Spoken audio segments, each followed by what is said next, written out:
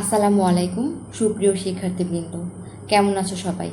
আশা করছি যে যেখানে আছো আলহামদুলিল্লাহ ভালো আছো। আমিও আলহামদুলিল্লাহ ভালো আছি এবং তার সাথে আরও আশা করছি যে সবাই বর্তমান বিশ্ব প্রযুক্তিতে নিজেকে যোগ্য এবং দক্ষ করে গড়ে তোলার জন্য নিয়মিত পড়াশোনা করছো। হ্যাঁ প্রিয় শিক্ষার্থী বন্ধুরা, আমাদের কাঙ্ক্ষিত লক্ষ্য পূরণের জন্য অবশ্যই কঠোর পরিশ্রম করতে হবে। তো সকলকে মৃত্তিকা বিজ্ঞান বিভাগের আজকের অনলাইন ক্লাসে আমি স্বাগত জানাচ্ছি। আজকে আমাদের মৃত্তিকা বিজ্ঞানের প্রথম বর্ষের স্লাইড হিসেবে আমি রেডি করেছি এবং বরাবর মতো এটি হচ্ছে গিয়ে ডিগ্রি, পিলি মাস্টার্স এবং তৃতীয় বর্ষের জন্য কিন্তু প্রযোজ্য, যার কোর্স ইন্ট্রোডাক্টরি সয়েল 1 এবং কোর্স কোড হচ্ছে গিয়ে 21-33-01। তো শিক্ষার্থীরা, আজকে আমরা আমাদের পাঠ্য আলোচনা থেকে যে বিষয়গুলো সম্পর্কে জানতে পারবো সেটা হচ্ছে গিয়ে তোমরা ওয়েদারিংয়ের সংজ্ঞা সম্পর্কে বা অবক্ষয়ের সংজ্ঞা সম্পর্কে আমরা আজকে জানতে পারবো অবক্ষয়ের শ্রেণীবিন্যাস সম্পর্কে এবং আরও জানতে পারবো অবক্ষয় প্রক্রিয়ার নিয়ামক সম্পর্কে এবং ভৌত অবক্ষয় বা ফিজিক্যাল ওয়েদারিং ব্যাখ্যা করতে পারবো ইনশাল্লাহ। তো শিক্ষার্থী বন্ধুরা, আমরা ছোট্ট একটি ক্লিপ মনোযোগ দেখি, তাহলে আমাদের আলোচনার অনেকটা অংশে আমাদের ক্লিয়ার বা পরিষ্কার ধারণা হয়ে যাবে।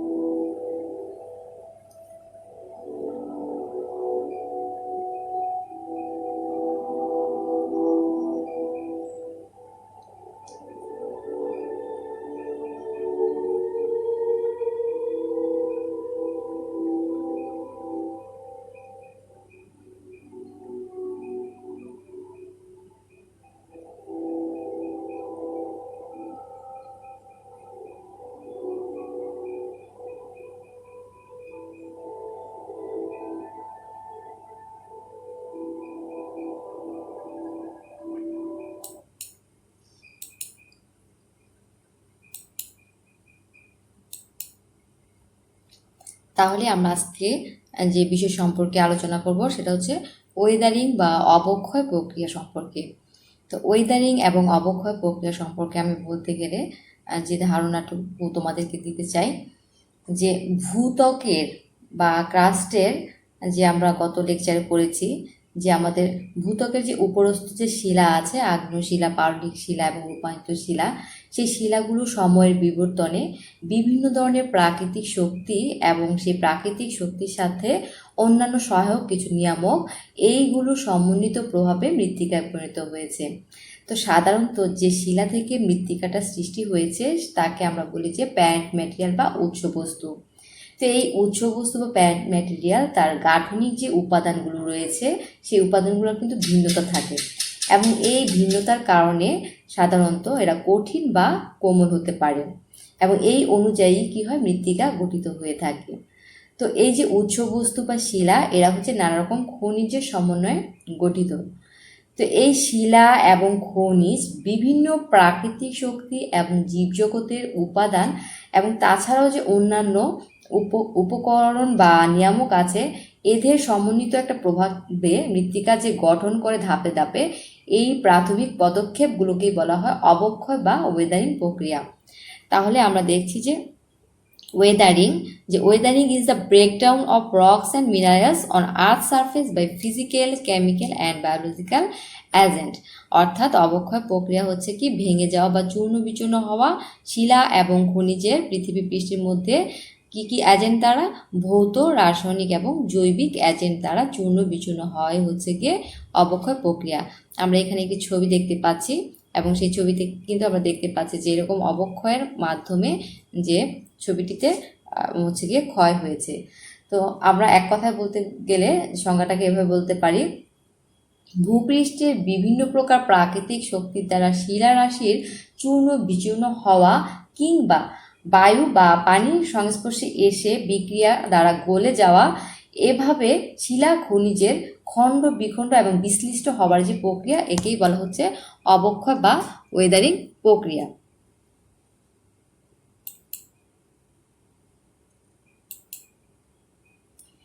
তাহলে classification of Wuthering: physical Wuthering, chemical Wuthering এবং বায়োলজিক্যাল ওয়েদারিং।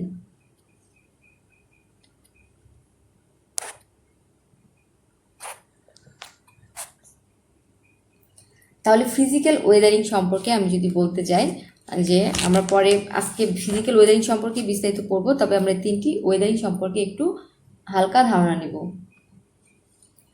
যে ভৌত অবক্ষয় প্রক্রিয়া, যে সেই প্রক্রিয়ার প্রভাবে কঠিন শিলা চূর্ণ বিচূর্ণ এবং বিয়োজিত হয়ে একটা প্রায় সমগোত্রীয় উপাদান বা পদার্থ সৃষ্টি হয়ে থাকে, যার উপরি স্তর থেকে নিম্ন স্তর পর্যন্ত, অর্থাৎ যে প্রোফাইল উপরি স্তর থেকে নিম্ন স্তর পর্যন্ত, এই ক্ষয়িত পদার্থের উপাদানগুলোর গঠন প্রায় একই রকম।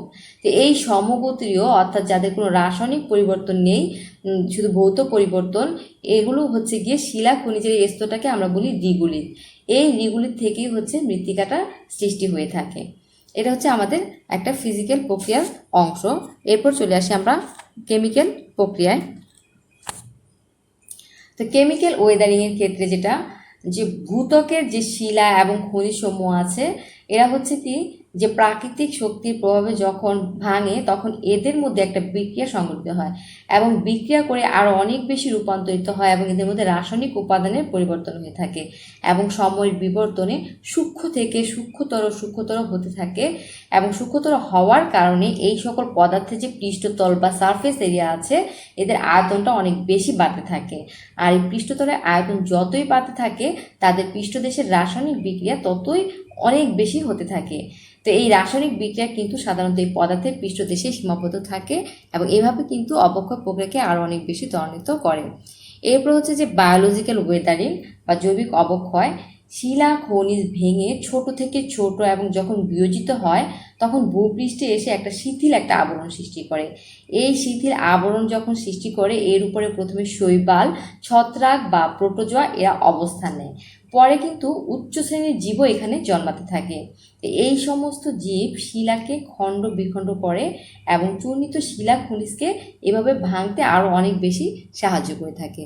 তো এইভাবেই ফিজিক্যাল ওয়েদারিং, কেমিক্যাল ওয়েদারিং এবং বায়োলজিক্যাল ওয়েদারিং এই তিনটি এজেন্ট সম্পূর্ণ অবক্ষয় প্রক্রিয়াকে ত্বরান্বিত করে থাকে।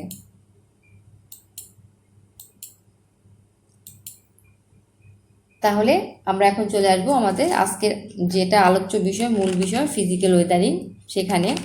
তো ফিজিক্যাল ওয়েদারিংটা কি আমরা সেটা দেখি। যে ভৌত অবক্ষয়, যে বিভিন্ন প্রকার প্রাকৃতিক শক্তি, যেমন তোমার সূর্যের আলো, বৃষ্টিপাত, বায়ু প্রবাহ, হিমবাহ, জলস্রোত, এগুলোর প্রভাবে যখন বড় বড় শিলা ও খনিজ পদার্থ ভেঙে আকারে ছোট হয় কিন্তু কোনো রাসায়নিক উপাদানের পরিবর্তন হয় না, তখন একে ভৌত বা যান্ত্রিক অবক্ষয় বলে। তাহলে এই প্রক্রিয়ার ফলে শিলা খনিজে শুধু ভৌত পরিবর্তন হয় কিন্তু কোনো রাসায়নিক ধর্মের পরিবর্তন হয় না। যেমন উদাহরণস্বরূপ যদি আমরা বলে থাকি যে তোমার যে গ্রানাইট শিলা আছে, এই ভৌত অবক্ষয়ের ফলে শিলাটা ভেঙে শুধুমাত্র কয়েকটা টুকরা হতে পারে কিন্তু এর ভিতরে রাসায়নিক বৈশিষ্ট্যের কোনো পরিবর্তন হয় না। ঠিক তেমনিভাবে ক্যালসাইট খনিজেরও ভৌত অবক্ষয়ের প্রভাবে চূর্ণ বিচূর্ণ হয়ে ক্যালসাইটে কয়েকটি খণ্ড সৃষ্টি হয় কিন্তু ক্যালসাইট খনিজের কোনো পরিবর্তন হয় না। তো এইভাবে কি হয় যে তোমার কোনো রাসায়নিক পদার্থ গঠিত হয় না, শুধু বাহ্যিক একটা চেঞ্জ হয়। তাহলে ফিজিক্যাল ওয়েদারিংটা কি? যে physical weathering is a physical breakdown of rocks and minerals on earth surface by physical agents. তাহলে ফিজিক্যাল এজেন্ট দ্বারা এই ভৌত অবক্ষয় প্রক্রিয়া সংঘটিত হয়। তাহলে এখন কোন কোন এজেন্ট দ্বারা এই ভৌত অবক্ষয় সংঘটিত হয় আমরা সেই বিষয়ে একটু আলোচনা করব। তো প্রথম এজেন্টস আমরা দেখতে পাচ্ছি যে ওয়াটার, পানি, উইন্ড বা বায়ু প্রবাহ, আইস অর গ্লাসিয়ার্স, হ্যাঁ আমাদের হচ্ছে গিয়ে বরফ বা হিমবাহ, এরপর হচ্ছে গিয়ে রিভার ফ্লো, নদী প্রবাহ, প্লান্টস বা গাছপালা, গ্র্যাভিটেশনাল ফোর্স বা আমাদের মহাকর্ষীয় শক্তি যেটা, হিটিং অ্যান্ড কুলিং, উত্তাপ এবং শৈত্য, ফ্রিজিং অ্যান্ড থোয়িং যেটা হচ্ছে গিয়ে জমাটবদ্ধতা এবং গলন, ওয়েটিং এবং ড্রাইং। ওয়েটিং এবং ড্রাইং হচ্ছে গিয়ে শুকনা এবং ভিজা। তাহলে আমরা এগুলো সম্পর্কে একটু সংক্ষেপে আলোচনা করব।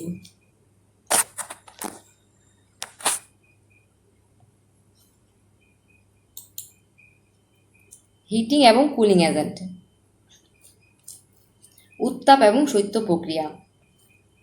তো অন্যান্য পদার্থর ন্যায় শিলা এবং খনিজ পদার্থ এরাও কি হয় যে উত্তাপের কারণে, অর্থাৎ সূর্যের তাপও যখন গ্রহণ করে এই তাপের তারতম্যের কারণে এই পদার্থগুলো প্রসারিত এবং সংকুচিত হয়।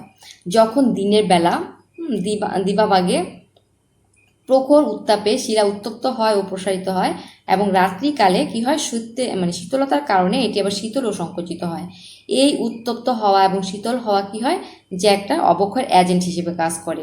তো শিলার সকল অংশে এই সম্প্রচারণ আর সংকোচন কিন্তু একরকম হয় না। এর কারণ হচ্ছে শিলা হচ্ছে তাপ কুপরিবাহী। এই তাপ কুপরিবাহী হওয়ার কারণে শিলাপৃষ্ঠের উচ্চ যে অংশটা আছে সেটা মাত্র গরম হয় কিন্তু ভেতরে কিন্তু খুব সামান্য তাপই প্রবেশ করে। তাছাড়াও কিন্তু শিলার যে বিভিন্ন ধরনের খনিজ আছে সেই খনিজগুলোর কারণে কিন্তু সম্প্রচারণ এবং সংকোচন ক্ষমতা একরকম হয় না। তো এই জন্য একই রকম তাপমাত্রা পরিবর্তনের জন্য কোনোটি বেশি আবার কোনোটা কিন্তু কম সংকুচিত হয়ে থাকে। আবার শিলার গঠনটা যত বেশি জটিল, এই উত্তাপ ও শৈত্যের ফলে তাদের প্রসারণ বা সংকোচনের মাত্রাটাও কিন্তু তেমনি বিভিন্ন। এই কারণে দেখা যায় যে এই যে উত্তাপ বা শৈত্য হওয়া, দিনের বেলায় উত্তাপ বা গরম হওয়া এবং রাতের বেলা শৈত্য হওয়া, এই কারণে কোনোটা খনিজ বেশি আবার কোনোটা কম প্রসারিত হয়। তো এর কারণে কি হয়, যখন নাকি এরকম শীতল হয় তখন এই প্রসারণ এবং সংকোচনের ফলে শিলার মধ্যে যে ক্রিস্টাল বা স্ফটিক থাকে সেগুলো আলগা হয়ে যায়, একটা অসম সংকোচনের ফলে আলগা হয়ে যায়। তো এইভাবে যখন অনেক দিন পর্যন্ত চলতে থাকে তখন শিলাগুলো কি হয়ে যায়, শিলাগুলো হচ্ছে কীরকম চূর্ণ বিচূর্ণ হয়ে যায়। তো এখানে হচ্ছে কি দিনের বেলা এরকম সূর্যের তাপ গ্রহণ করে উত্তপ্ত হয় এবং আবার একসময় কি হয় এটা ফাটলের সৃষ্টি হয় বা ভেঙে যায়।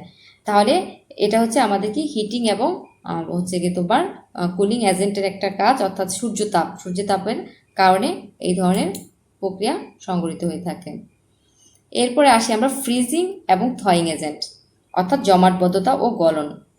তো তো সাধারণত যখন পানি জমাটবদ্ধ হয় সেটা বিশাল শক্তি নিয়ে সম্প্রসারিত হয়, এবং এই তাপমাত্রা যখন পরিবর্তন হয় এই পানিটা শিলাখনিজ ভাঙনের ক্ষেত্রে অত্যন্ত গুরুত্বপূর্ণ একটা উপাদান হিসেবে কাজ করে থাকে। কারণ যখন হচ্ছে গিয়ে তোমার কোন শিলার সাথে ক্ষারীয় যোগ হয়, অর্থাৎ পানির মধ্যে তো হচ্ছে গিয়ে পানি ছাড়াও অন্যান্য কি ক্যাটায়নগুলো থাকে, সেই ক্ষারীয় দ্রবণ যোগের ক্রিয়ার ফলে শিলা এবং খনিজের মধ্যে ছোট ছোট ফাটল সৃষ্টি হয়। তো এই ফাটল সৃষ্টি হওয়ার কারণে ওই ফাটলে যখন পানি ঢুকে পূর্ণ হয় তখন এটা রাতে কি হয়, জমাট হয়, এবং দিনের বেলা এটা আবার সূর্যের তাপে গলে যায়। ফলে কি হয়, এইভাবে ফাটলটা আস্তে আস্তে ছোট থেকে বড় হতে থাকে। যখন পানি জমাটবদ্ধ হয়, বরফে পরিণত হয়, তখন এর আয়তনটা আমরা জানি যে কি বরফ হলে আয়তনে বাড়ে, তখন এর আয়তন হচ্ছে 9% বেড়ে যায়, এবং যে শক্তি নিয়ে এটা সম্প্রসারিত হয় পানিটা, তা প্রতি বর্গফুটে প্রায় 150 টন চাপ প্রয়োগ করে। এই চাপের ফলে শিলাস্থ যে ফাটলগুলো আছে সেটি প্রসারিত হয়ে আরও বেশি ফাটল ধরে, ফলে শিলা একদম ভেঙে টুকরো টুকরো হয়ে যায়। টুকরাগুলি তখন এত ছোট হয় যে এরপর যখন এটা বরফ হিসেবে গলে যায় তখন এই বরফ গলা পানির সাথে টুকরোগুলো পর্যন্ত গড়িয়ে গড়িয়ে চলে যায়। এইভাবে শিলা কি হয়, আরও বেশি ভাঙে। তো এইভাবে সময়ের সাথে সাথে শিলার তোমার হচ্ছে কি ভাঙন প্রক্রিয়া চলতেই থাকে, এবং একসময় কি হয়, সেটা একদম চূর্ণ বিচূর্ণ হয়ে যায়। তাহলে এই জমাটবদ্ধতা এবং গলনও তাহলে আমরা দেখলাম যে অবক্ষয়ের হিসেবে গুরুত্বপূর্ণ এজেন্ট হিসেবে কাজ করে থাকে। এরপর হচ্ছে কি ওয়েটিং অ্যান্ড ড্রাইং, অর্থাৎ হচ্ছে কি আমাদের ভিজা এবং শুকনা। তো ওয়েটিং অ্যান্ড ড্রাইংয়ের ক্ষেত্রে আমরা দেখি যে আমরা জানি যে বেশিরভাগ পদার্থ যখন ভিজে গেলে সেটা অনেক প্রসারিত হয়, আর শুকালে এটা সংকুচিত হয়ে যায়। তো মৃত্তিকা গঠনের ক্ষেত্রেও এরকমই হয় যে এই যে ভিজানো এবং শুকনা এটা একটা অবক্ষয়ের এজেন্ট হিসেবে কাজ করে। কারণ যখন হচ্ছে কি এই মৃত্তিকা বা এটা হচ্ছে পানি শোষণ করলে পরে শিলার যে অভ্যন্তরীণ স্তর আছে সেই স্তরের চেয়ে উপরের স্তরটা কিন্তু বেশি প্রসারিত হলে পরে সেই একইভাবে আবার যখন শুকায় তখন এই যে নিচের স্তরে যে কম প্রসারিত হয় এর মধ্যে কি হয়, আবার সেই আগের মতো সংকোচন আর যে প্রসারণ এই দুইটার একটা তারতম্য সৃষ্টি হয়। এই তারতম্যের ফলেই তারা আবার কি হয়, আলাদা হয়ে যায়। তো সাধারণত হচ্ছে এই ধরনের অবক্ষয়গুলো নদীর পার্শ্বে বা সমুদ্র বা যে হ্রদ যেখানে আছে সেখানে বেশি হয়ে থাকে। কারণ হচ্ছে গিয়ে তোমার হচ্ছে গিয়ে জোয়ার যে পানি হয়, জোয়ারের পানিতে এসে একবার ভিজে আবার ভাটার সময় শুকিয়ে যায়। এইভাবে যখন জোয়ার ভাটার ক্রমান্বয়ে প্রভাবে ভিজে যায় আবার শুকায়, দীর্ঘদিন পর্যন্ত চলতে থাকে, তখন এর অভ্যন্তরীণ যে স্টাবিলিটি বা দৃঢ়তা আছে সেটা নষ্ট হয়ে যায়। ফলে তখন ওই শিলার খণ্ডগুলো ভেঙে টুকরো টুকরো হয়ে পড়ে এবং অবক্ষয় প্রক্রিয়া কী করে, ত্বরান্বিত করে। এরপর আসে আমরা রিভার ফ্লো বা নদী প্রবাহ। তো নদী প্রবাহ যেটা আমরা বলি, যে নদীর প্রবাহের সাথে যে পানি যে প্রবাহ হয় সেই পানির সাথে শুধু কি থাকে, শুধু পানিই থাকে না, সেখানে প্রচুর কর্দম থাকে, পলি থাকে, নুড়ি পাথর থাকে, এমনকি ওই পানির প্রবাহের সাথে তোমার স্থানচ্যুত হওয়া অর্থাৎ কোনো জায়গা থেকে চলে আসা এরকম শিলার খণ্ডও থাকতে পারে। এবং এটা যে শুধু তোমার হচ্ছে যে উপত্যকার ক্ষেত্রে যে গভীর বিস্তৃত থাকে তা কিন্তু নয়, এগুলো এইভাবে বিভিন্ন পদার্থকে ভেঙে পরবর্তীতে মৃত্তিকা গঠনেও কিন্তু সাহায্য করে। কিভাবে, যে প্রবাহমান পানির যে ক্ষমতা এবং এর যে বেগ, এর বেগের চেয়ে অনেক বেশি হয়ে থাকে। একজন বিজ্ঞানী ডাল্টন হিসাব করে দেখেছে যে একটা নদী, কলোরাডো নদী, তার 14,000 বর্গমাইল আয়তনের একটা স্থান থেকে প্রায় তোমার হচ্ছে 10,000 ফুটের একটা শিলাস্তরকে সে স্থানচ্যুত করতে পারে। তাহলে পানির প্রবাহের কতটা চাপ বা কতটা বেগ যে 10,000 ফুটের শিলাস্তরকে স্থানচ্যুত করে। কারণ হচ্ছে নদী বা সমুদ্রের প্রবল ঢেউ যখন এসে আছড়ে পড়ে তখন এটা কী করে, তীরের সামনে যে শিলা বা খনিজ থাকে তার উপর প্রচুর পরিমাণ চাপ সৃষ্টি করে, এবং দীর্ঘ দিনের ব্যবধানে এই শিলা ও খনিজকে ক্ষয়প্রাপ্ত হতে সাহায্য করে থাকে। একজন গ্রেট ব্রিটেনের যে আটলান্টিক যে আমাদের মহাসাগর আছে সেইখানে যে ঢেউ হয় সেই ঢেউয়ের চাপে এটি প্রতি বর্গফুটের প্রায় 3 টনের সমান চাপ দেয়। তাহলে পানির বেগ কিন্তু অনেক বেশি। এবং আমরা এখানে যে নদী প্রবাহের ক্ষেত্রে দেখতেছি যে 4টি ধাপ, তো আমি হচ্ছে এগুলো বিস্তারিত আলোচনা করব। এখানে এটা হচ্ছে হাইড্রোলিক অ্যাকশন, হ্যাঁ, যে এখানে ABC হ্যাঁ, 3টা ধাপ আছে, এখানে একটা ডি ধাপ আছে। তো যে হাইড্রোলিক অ্যাকশনটা হচ্ছে গিয়ে পানির চাপ, নদী প্রবাহে যে পানির চাপ সেটি হচ্ছে হাইড্রোলিক অ্যাকশন। আর সলিউশন বা দ্রবণটা হচ্ছে যে পানির মধ্যে যে পলি, কর্দম, নুড়ি এগুলো থাকে, ক্ষারীয় দ্রবণগুলো থাকে, সেগুলো হচ্ছে গিয়ে তোমার ভাঙতে বা অবক্ষয় হিসেবে সাহায্য করে।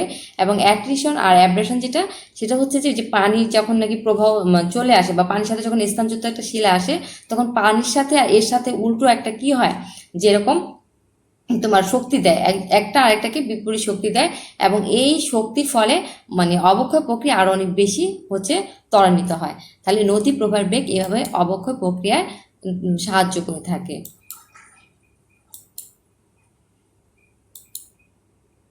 তারপরে আমরা দেখি যে ওয়েদারিং, যে প্লান্টের ফলে বা গাছপালার ফলে। তা আমরা যখন কিছু স্থির চিত্র দেখলাম এর আগে, আমরা দেখেছি যখন নাকি তোমার হচ্ছে অবক্ষয় প্রক্রিয়া অনেক ত্বরান্বিত হয় এবং শিলাখণ্ডগুলো ভেঙে মোটামুটি একটা শিথিল আবরণের সৃষ্টি হয়, তখন ওইখানে প্রথমে তোমার শৈবাল জন্মে, মর, শৈবাল, এগুলো প্লান্ট জন্মে। পরবর্তীতে বিভিন্ন প্রোটোজোয়া বা বিভিন্ন এগুলোর হচ্ছে কার্যক্রমের ফলে এই গাছগুলো বা এগুলোর শিকড় একটু গভীরে চলে যায়, ফলে যে শিলাখণ্ডের ভিতরে যে স্ফটিক বা ক্রিস্টালগুলো আছে সেগুলো কিন্তু আরও ভেঙে যায়। এবং এভাবেই তোমার হচ্ছে গিয়ে গাছপালা এগুলোর ভিতর অবস্থানের ফলে অবক্ষয় প্রক্রিয়া আস্তে আস্তে ত্বরান্বিত হয়ে থাকে।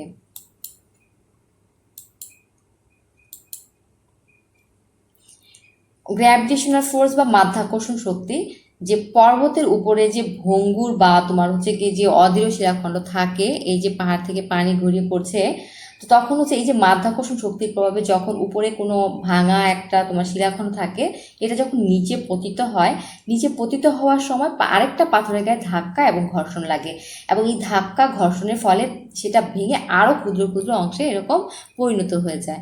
তাহলে মাধ্যাকর্ষণ শক্তির প্রবাহ কি অবক্ষয় প্রক্রিয়ায় একটি গুরুত্বপূর্ণ এজেন্ট হিসেবে কাজ করছে।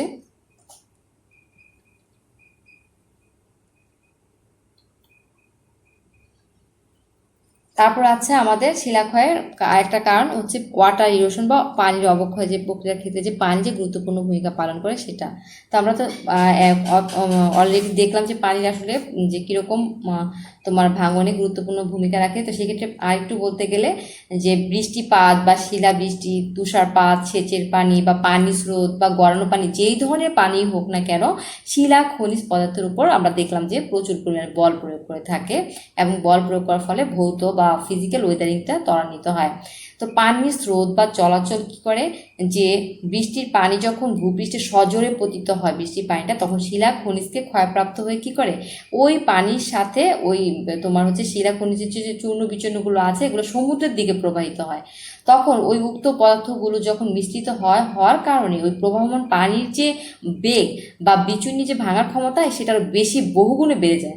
শুধু পানির সাথে এই পলি, কর্দম, শিলা খনিজ যেগুলো থাকার কারণে এর ক্ষয় করার ক্ষমতা অনেক বেশি বেড়ে যায়। ফলে তখন প্রবাহমান পানির গতিপথ কি হয়, যে অবস্থানরত যে আশেপাশে শিলা বা খনিজ থাকে এদেরকে ক্ষয়প্রাপ্ত করে আরও নিয়ে যায়। তো পানির দ্বারা এভাবে ক্ষয়ক্রিয়াগুলো সাধারণত পাহাড়ি অঞ্চলে বর্ষা মৌসুমে বেশি দেখা যায়। এছাড়া বড় বড় শিলাখণ্ড, পাহাড়ের যে পানির ঢল আছে, পানির ঢলের সাথে কিন্তু তখন প্রবল বেগে নিচে চলে যায়, একেবারে পাহাড়ের গাত্র দেশে ঘর্ষণের ফলে এই শিলাগুলো ভেঙে একেবারে টুকরো টুকরো হয়ে যায়। তো এইভাবে হচ্ছে গিয়ে পানি হচ্ছে গিয়ে ভৌত অবক্ষয় প্রক্রিয়া অত্যন্ত গুরুত্বপূর্ণ ভূমিকা পালন করে থাকে। এরপর হচ্ছে কি বায়ু বা উইন্ড ইরোশন। তো আমরা একটি চিত্রে দেখে আসছিলাম যে ছাতার মতো একটা মাশরুমের মতো, যে উইন্ড ইরোশনের কারণে, বায়ু ইরোশনের কারণে পাহাড়টা এভাবে ওইখান থেকে তোমার হচ্ছে যে এভাবে ক্ষয় প্রক্রিয়া হয়েছে। যে বায়ু হচ্ছে একটা গুরুত্বপূর্ণ একটা এজেন্ট তোমার অবক্ষয় প্রক্রিয়ার ক্ষেত্রে, কারণ যখন হচ্ছে বালিকণা বায়ুর সাথে যে তোমার মিশ্রিত হয় তখন এর ঘর্ষণ ক্ষমতা অনেক গুণ বেড়ে যায়। মানে তখন এর ঘর্ষণ ক্ষমতা এত বেশি হয় যে এই বায়ু যখন সমুদ্রের ঢেউকে ক্রিয়া করে, মানে ঢেউকে যখন আঘাত করে, তখন কি হয়, এটাকে অনেক বেশি শক্তিশালী করে থাকে। কারণ শুধু সেখানে বায়ু থাকে না, এই বায়ুর সাথে থাকে আরও বালিকণা, শিলা, ছোট ছোট কণা থাকে, এবং এই উপকূলীয় অঞ্চলগুলোতে এই শিলাক্ষয় ঘটায়। সাধারণত ধূলিজ্বর যেগুলো হয় সেগুলো কি করে, বিপুল ওজনের পদার্থও কিন্তু এক জায়গা থেকে অন্য জায়গায় বয়ে নিয়ে যেতে পারে। তো এভাবে যখন ধূলিজ্বর বয়ে যাওয়ার সময় এই শিলা খনিজের উপরিভাগকে ক্ষয় করে ফেলে, এবং ক্ষয়ের পরে যে ধ্বংসাবশেষ থাকে সেটা কি হয়, যে প্রবল বেগে আবার দূরে বাহিত হয়ে বিভিন্ন স্থানে জমা হয়ে থাকে। তো সাধারণত এটা মরুভূমিতে বা শুষ্ক যে নদীগর্ভ আছে সেইখানে এই ধূলিজ্বর বা সমুদ্র উপকূলের প্রবল বায়ু এভাবে শিলা খনিজকে ক্ষয় করে থাকে। তো উইন্ড ইরোশন আমরা দেখলাম যে অত্যন্ত গুরুত্বপূর্ণ একটা যে ভৌত অবক্ষয়কারী এজেন্ট। এরপরে আমরা চলে আসি আমাদের গ্লাসিয়ার, বরফ বা হিমবাহ। তাহলে এটা হচ্ছে আমাদের বরফ বা হিমবাহ, যেটাকে আমরা আইস বা গ্লাসিয়ার বলে থাকি। তাহলে বরফ বা হিমবাহ এটাও হচ্ছে একটা অসাধারণ ক্ষমতার অধিকারী একটা ক্ষয়কারক বা পরিবহন এজেন্ট। পানির পরে এটাই হচ্ছে গিয়ে শিলাক্ষয়ের একটা গুরুত্বপূর্ণ ভৌত এজেন্ট। কারণ হচ্ছে তোমার পার্বত্য অঞ্চলে প্রবাহমান হিমবাহ চলার সাথে যখন শিলাসমূহে ধাক্কা ঘর্ষণ লাগে, তখন এই যে মানে প্রবাহমান হিমবাহ এর মানে ঘর্ষণের ফলে সেই শিলাগুলো চূর্ণ বিচূর্ণ হয়ে যায়। পানির স্রোত আর হিমবাহের কাজটা কিন্তু একই কাজ করে, কিন্তু হিমবাহ যখন চলে এর জন্য কোনো নালার প্রয়োজন হয় না, এটা একাধিক অবস্থায় চলতে পারে, ফলে এর ক্ষয় সাধনের সামর্থ্য কিন্তু অনেক বেশি। যে এই হিমবাহ কিন্তু যখন নাকি প্রবল চাপ দেয়, এই চাপের সাথে সে পাহাড় পর্বত বা নদীর উপর দিয়েও চলতে পারে, এবং তখন এর সাথে যা কিছু ধাক্কা বা ঘর্ষণ লাগুক না কেন তাকে সে ভেঙে একেবারে গুঁড়িয়ে দেয়। তাহলে আমরা দেখলাম যে এই গ্লাসিয়ার এবং বা ইরোশনটাও কিন্তু ভৌত অবক্ষয় প্রক্রিয়ার ক্ষেত্রে অত্যন্ত গুরুত্বপূর্ণ ভূমিকা রাখে। তো শিক্ষার্থীরা, আশা করছি তোমরা আমাদের আজকের আলোচনা থেকে ভৌত অবক্ষয় প্রক্রিয়া বা মেকানিক্যাল বা যান্ত্রিক অবক্ষয় প্রক্রিয়া, যেখানে শুধু বাহ্যিক পরিবর্তনটা হয় কিন্তু কোনো রাসায়নিক পরিবর্তন হয় না, সেই প্রক্রিয়াটা মোটামুটি বুঝতে পেরেছো, এবং বই থেকে পড়লে ইনশাল্লাহ আরও ভালো তোমরা বুঝতে পারবে। তো সবাইকে ধন্যবাদ জানিয়ে আমি আজকের মতো এখানেই তোমাদের কাছ থেকে বিদায় নিচ্ছি।